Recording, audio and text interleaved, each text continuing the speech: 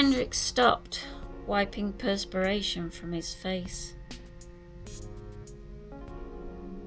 Damn. It made him uneasy. But he should be expected. The situation was different. He strode over the ash, holding his gun tightly with both hands. Behind him came David. Hendricks peered around, tight-lipped. Any second it might happen. A burst of white light, blast, carefully aimed from inside a deep concrete bunker. He raised his arm and waved it around in a circle. Nothing moved. To the right, a long ridge ran, topped with dead tree trunks. A few wild vines had grown up around the trees, remains of arbors and the eternal dark weeds. Hendricks studied the ridge. Was anything up there? Perfect place for a lookout.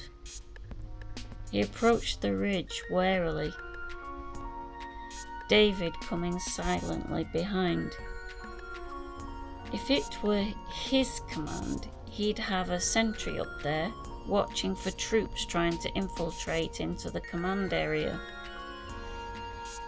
Of course, if it were his command, there would be claws around the area for full protection. He stopped, feet apart, hands on his hips. "Are we there?" David said. "Almost. Why have we stopped?" "I don't want to take any chances." Hendricks advanced slowly. Now the ridge lay directly beside him, along his right. Overlooking him, his uneasy feeling increased. If an Ivan were up there, he wouldn't have a chance. He waved his arm again. They should be expecting someone in the UN uniform in response to the note capsule, unless the whole thing was a trap. "Keep up with me." He turned toward David. "Don't drop behind." "With you?" "Up beside me, we're close. We can't take any chances. Come on." "I'll be all right." David remained behind him in the rear, a few paces away, still clutching his teddy bear. "Have it your way." Hendricks raised his glasses again, suddenly tense. For a moment, had something moved? He scanned the ridge carefully. Everything was silent, dead. No life up there, only tree trunks and ash. Maybe a few rats. The big black rats that had survived the claws. Mutants. Built their own shelters out of saliva and ash. Some kind of plaster. Adaptation. He started forward again. A tall figure came out on the ridge above him, cloak flapping, grey-green. A Russian. Behind him, a second soldier appeared, another Russian. Both lifted their guns, aiming. Hendricks froze. He opened his mouth. The soldiers were kneeling, sighting down the side of the slope. A third figure had joined them on the ridge top, a smaller figure in grey-green. A woman. She stood beside the other two. Hendricks found his voice. "Stop!" He waved up at them frantically. The two Russians fired. Behind Hendricks there was a faint pop. Waves of heat lapped against him, throwing him to the ground. Ash tore at his face, grinding into his eyes and nose. Choking, he pulled himself to his knees. It was all a trap. He was finished. He had come to be killed like a steer. The soldiers and the woman were coming down the side of the ridge toward him, sliding down through the soft ash. Hendricks was numb. His head throbbed. Awkwardly, he got his rifle up and took aim. It weighed 1,000 tons. He could hardly hold it. His nose and cheeks stung. The air was full of the blast smell, a bitter, acrid stench. "Don't fire!" the first Russian said in heavily accented English. The three of them came up to him, surrounding him. "Put down your rifle, Yank," the other said. Hendricks was dazed. Everything had happened so fast. He had been caught, and they had blasted the boy.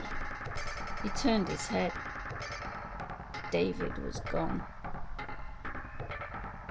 What remained of him was strewn across the ground. The three Russians studied him curiously.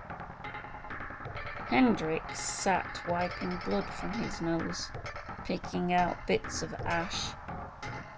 He shook his head, trying to clear it. "Why did you do it?" he murmured thickly. "The boy." "Why?" One of the Russians helped him roughly to his feet. He turned Hendricks around. "Look!" Hendricks closed his eyes.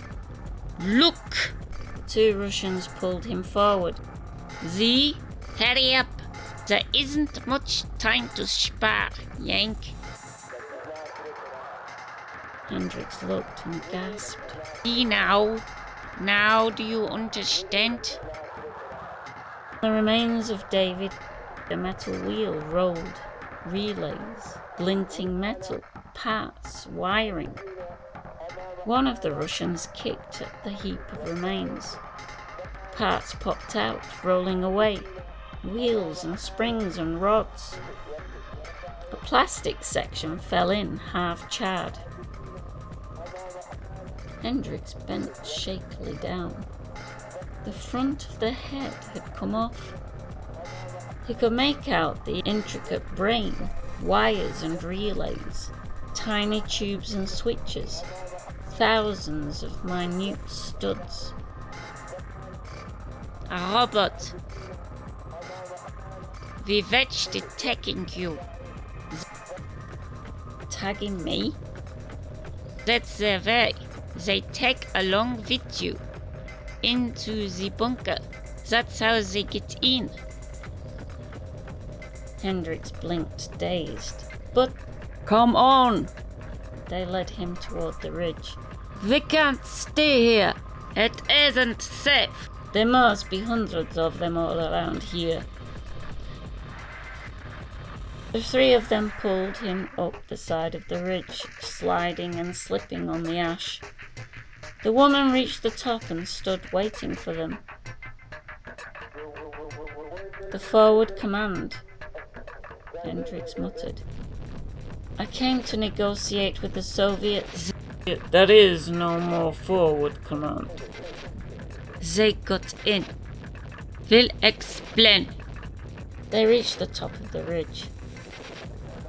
"Here, all that's left. The three of us. The rest were down in the bunker." "This way. Down this way." The woman unscrewed a lid. A grey manhole cover set in the ground. "Get in." Hendricks lowered himself. The two soldiers and the woman came behind him, following him down the ladder. The woman closed the lid after them, bolting it tightly into place. "Good thing we saw you." One of the two soldiers grunted. "It attacked you about as fair as it was going to." "Give me one of your cigarettes," the woman said. "I haven't had an American cigarette for weeks." Hendricks pushed the pack to her.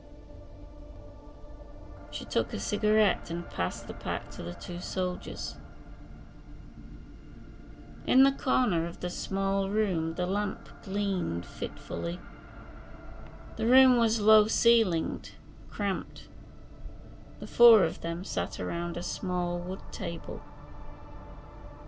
A few dirty dishes were stacked to one side. Behind a ragged curtain, a second room was partly visible. Hendricks saw the corner of a coat, some blankets, clothes hung on a hook. "We were here," the soldier beside him said. He took off his helmet, pushing his blonde hair back. "I'm Corporal Rubin, Polish. Impressed in the Soviet army 2 years ago." He held out his hand. Hendricks hesitated and then shook. "Major Jovis Hendricks." Klaus Epstein. The other soldier shook with him. A small, dark man with thinning hair. Epstein plucked nervously at his ear. "Austrian. Impressed God knows then. I don't remember. The 3 of us were here. Rudy and I, with Tasso."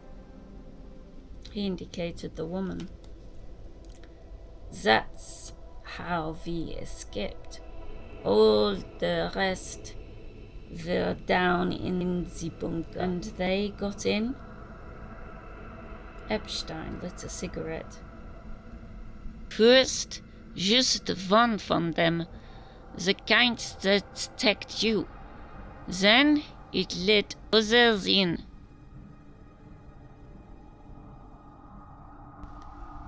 Hendricks became alert. "The kind? Are there more than one kind?" The little boy, David holding his teddy bear. That's variety 3, the most effective." "What are the other types?"